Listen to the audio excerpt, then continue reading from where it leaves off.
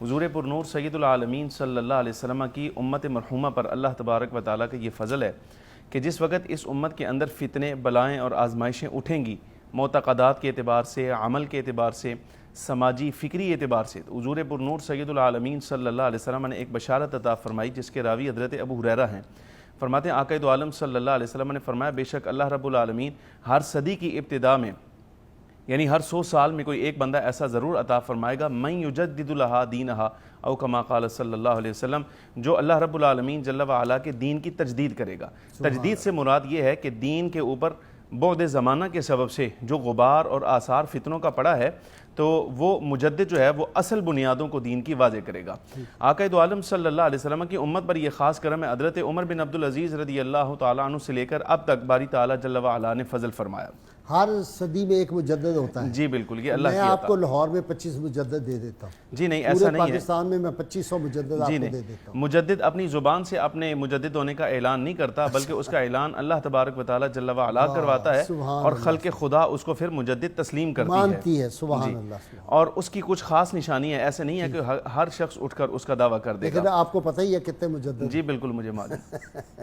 غالب صاحب میں یہاں حوالہ پیش کروں گا اعلیٰ حضرت امام احمد رضا خان قادری رحمۃ اللہ علیہ کے بارے میں، آپ کے خلیفہ اعظم حضرت قطب مدینہ علامہ ضیاء الدین صاحب مدنی رحمۃ اللہ تعالیٰ علیہ۔ کیا آدمی تھے یہ! مولانا عبدالعلیم صدیقی رحمۃ اللہ علیہ کے سسر بھی تھے۔ جی جی بالکل ایسے ہی۔ کیا بات ہے! گزارش کروں کہ آپ لکھتے ہیں، فرماتے ہیں کہ جس وقت اعلیٰ حضرت رحمۃ اللہ تعالیٰ علیہ اپنی زندگی کا آخری حج آپ نے کیا، اس سے پہلے کچھ حالات بر صغیر کے ایسے تھے، یہاں کسی شخص نے امام الانبیاء صلی اللہ علیہ وسلم کی شان میں کتاب لکھی تو اس نے کسی اور حوالے سے تھی، لیکن حضور کی شان میں تنقیص کر گیا۔ مولانا غلام دستگیر صاحب قصوری رحمۃ اللہ علیہ نے ان کے ساتھ گفتگو کیا کا، نام آپ لے رہے ہیں آج! سبحان اللہ۔ مولانا غلام دستگیر قصوری صاحب نے اس کو، وہ پہلے ان کا دوست تھا، لیکن اس وقت جب اس نے یہ بات کی، اس نے بات حضور اکرم صلی اللہ علیہ وسلم کے میلاد شریف پر تنقید کے اعتبار سے کی تھی۔ تو بہرحال جس وقت وہ گفتگو چلی تو اس بحث اور مباحثہ کا جو نواب آف ریاست کا بہاولپور، نواب آف بہاولپور نے اس کی صدارت کرنی تھی، یعنی فیصلہ کرنا تھا۔ انہوں نے کہا کہ میں ان ابحاث سے لابلد ہوں، میں یہ کوشش کرتا ہوں کہ میرے شیخ خواجہ غلام فرید صاحب رحمۃ اللہ علیہ، وہ بزرگ جو ہیں وہ اس کا فیصلہ کریں، وہ میرے پیر ہیں، جو وہ فرما دیں گے ایسے ہی ہوگا۔ خواجہ غلام فرید صاحب رحمۃ اللہ علیہ کی موجودگی کے اندر جس وقت یہ بحث مباحثہ چلا تو مولانا غلام دستگیر قصوری صاحب رحمۃ اللہ علیہ نے مسئلہ ثابت کیا۔ نواب آف بہاولپور نے یہ فیصلہ جاری کیا کہ اس مولوی صاحب کو میری ریاست سے نکال دیا جائے جو امام الانبیاء صلی اللہ علیہ وسلم کی تنقید کرتا ہے۔ وہ مولوی صاحب یہاں سے چلے گئے مکہ مکرمہ۔ اعلیٰ حضرت رحمۃ اللہ تعالیٰ علیہ جس وقت آپ حج کے لیے گئے تو انہوں نے گورنر مکہ کو شکایت کی۔ حضرت قطب مدینہ فرماتے ہیں اس بیچارے کے لفظ یہ تھے، جا کے گورنر مدینہ سے کہتا ہے ہند سے ایک عالم آیا ہے، دنیا اس کو عاشق رسول کہتی ہے لیکن وہ بدعتی ہے۔ اچھا۔ گورنر مکہ بڑا سمجھدار تھا، اس نے کہا کہ اچھا سزا کے لیے آپ یہاں اپیل کر رہے ہیں، لیکن تعجب کی بات ہے آپ یہ کہہ رہے ہیں کہ وہ عالم ہے اور یہ تسلیم بھی کر رہے ہیں کہ دنیا اس کو عاشق رسول کہتی ہے، مجھے نہیں معلوم کہ عالم بھی ہے عاشق رسول بھی ہے، پھر وہ بدعتی کیسے ہو گیا؟ لیکن آپ کی بات سن لیتے ہیں۔ ایک سوال نامہ حضور اکرم صلی اللہ علیہ وسلم کے علم شریف کے بارے میں تیار کیا گیا اور علماء حرمین کو دیا گیا کہ آپ جا کے اس ہندی عالم سے اس کا جواب لیجئے۔ اعلیٰ حضرت رحمۃ اللہ تعالیٰ علیہ کے پاس اس وقت جو امام حرم مکہ تھے وہ آئے اور آ کر کہا جی اس کا تفصیلی جواب چاہیے۔ فاضل بریلی رحمۃ اللہ علیہ اس وقت بخار کی کیفیت میں تھے اور اگلے 2-3 روز میں آپ نے مدینہ منورہ کی حاضری تھی، ارکان حج کی ادائیگی ہو چکی،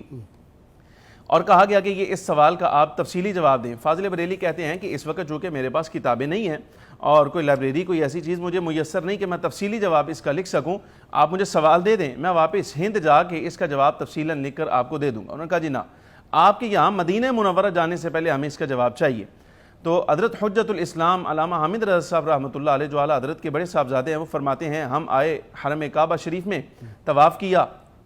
زمزم پیا، اور زمزم کے بعد اعلیٰ حضرت رحمۃ اللہ علیہ کعبہ معظمہ کے بالکل دروازے کے سامنے بیٹھ کر یہ استغاثہ پیش کرتے ہیں، تیری سرکار میں لاتا ہے رضا اس کو شفیع جو میرا غوث ہے اور لاڈلا بیٹا تیرا۔ یا رسول اللہ صلی اللہ علیہ وسلم آپ کی عظمت کا سوال ہے، آپ کے دفاع کا سوال ہے، حضور غوث پاک رضی اللہ تعالیٰ عنہ کا وسیلہ پیش کر کے آپ سے مدد چاہتا ہوں، اللہ بھی کرم فرمائے، آپ بھی نظر عنایت فرمائیے۔ حضرت قطب مدینہ فرماتے ہیں اس وقت باری تعالیٰ جل وعلا نے آپ کی نگاہ سے حجاب اٹھائے، کعبہ معظمہ کے دروازے پر دیکھا کہ امام الانبیاء صلی اللہ علیہ وسلم موجود ہیں، مولا علی شیر خدا رضی اللہ تعالیٰ عنہ موجود ہیں، اور حضور غوث پاک رضی اللہ تعالیٰ عنہ موجود ہیں، اور ساتھ حضور اشارہ فرما رہے ہیں کہ احمد رضا لکھو جواب اس سوال کا۔ 7 گھنٹے کے اندر اعلیٰ حضرت رحمۃ اللہ علیہ نے الدولۃ المکیہ بالمادۃ الغیبیہ تیار کر کے تو جس وقت وہاں علماء حرمین کو پیش کی،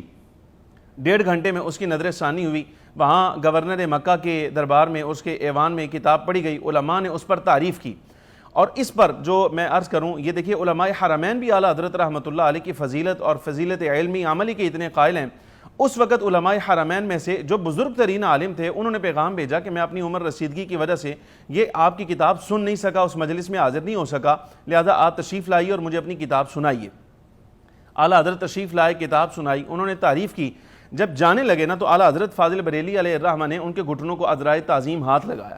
تو بزرگوں نے ایک لفظ کہا، انہوں نے کہا کہ جو تم نے مصطفیٰ کریم صلی اللہ علیہ وسلم کی عظمت کا پہرا یہاں آ کر ہند سے دے دیا ہے، ہمارا دل کرتا ہے اگرچہ ہم عمر میں بڑے ہیں اور شاید یہاں جو مقام مرتبہ منصب ہے اس منصب میں بھی ہم آپ سے اعلیٰ ہیں، لیکن جو دفاع آپ نے کر دیا ہے ہماری چاہت یہ ہے انا اقبل ارجلکم انا اقبل نعالکم، ہم یہ خواہش رکھتے ہیں کہ احمد رضا آج تیرے پاؤں چوم لیتے، تیری جوتیوں کو چوم لیتے کہ تو نے مصطفیٰ کریم صلی اللہ علیہ وسلم کا عظمت کا ایسا دفاع کر دیا ہے۔ سبحان اللہ سبحان۔ علامہ برہان الحق جبل پوری رحمۃ اللہ تعالیٰ علیہ فرماتے ہیں، فرمایا ہمارے علاقے کے اندر جلسہ تھا میلاد شریف کا، اعلیٰ حضرت رحمۃ اللہ علیہ 1905 میں حج سے واپس آ رہے تھے تو آپ کو دعوت دی گئی کہ آپ یہاں واعظ کہیے،